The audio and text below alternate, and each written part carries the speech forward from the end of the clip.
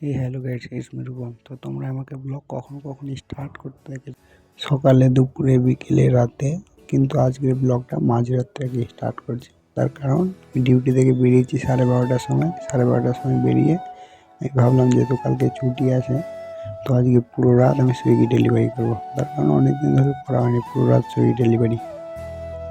তো এখন আমি চলে যাচ্ছি সুইগি ডেলিভারি করতে। আর গাইজ, মাঝরাত করার কারণ আমার এই ভিডিওটা রাত 3:30টার সময় করা। আর গাইজ, আমি সুইগি ডেলিভারি করতে এসে ইনস্টামার্টের স্টোরে এসে দেখি যে অনেকদিন পর আমার বন্ধুর সঙ্গে দেখা হলো। তার কারণ বন্ধু মাঝে মাঝে দেখা যায়, মাঝে মাঝে দেখা যায় না। আমিও মাঝে মধ্যে আসি, মাঝে মধ্যে আসি না। ওই জন্য বন্ধু আমাকে দেখে আমার কাছে ছুটে এসে ভালোবাসা নেওয়ার জন্য। তো ঠান্ডার মধ্যে আমি ভাবুক আমাকে আমি কী করে দিল, আমি সেটাই ভাবছি। আমি ঢুকেছি পেছনের দরজা দিয়ে, তারপর মালটা আমার কী করে দেখে নিল।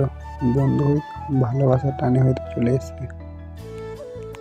যাই হোক, একটা জিনিস তো আমার সঙ্গে ভালো হচ্ছে, আমি ব্যাঙ্গালোরে যেখানে কাজে যাচ্ছি না কেন, সেখানে আমার কোথাও না কোথাও একটা করে বন্ধু হয়ে যাচ্ছে এরকম।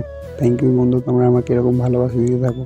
কিন্তু রাত্রেবেলা যখন এরা আমাকে ধরে সব একসাথে, তখন বন্ধুদের দেখে আমার ভয় লেগে যায়। বন্ধু, তোমরা আমার সাথে ফোন কেন করো বন্ধু? গাইস, আমি আমার বন্ধুর সাথে বাকচুরি করতে করতে আমি চলে যাই। একটা আঙ্কেল পাশে আগুন জ্বালিয়েছে, তো আমি ভাবলাম অনেকদিন গ্রামের মতো আগুন পোয়ানো হয়নি, ওই জন্য আমি আগুন পোয়াতে চলে যাই। আর ঠান্ডা হচ্ছিল বাইরে, আমি আগুন পোয়াতে আসার কারণ আজকে তেমন একটা অর্ডার ছিল না, এই জন্য ভাবলাম বন্ধুর সঙ্গে অনেকক্ষণ বাকচুরি করলাম। একটা আঙ্কেলের সঙ্গে কথা বলি, আমি দেখছি আঙ্কেল আমাকে পাত্তাই দিচ্ছে না। না আমি আঙ্কেলের কথা বুঝতে পারছি, না আঙ্কেল আমার কথা বুঝতে পারছে। আজকে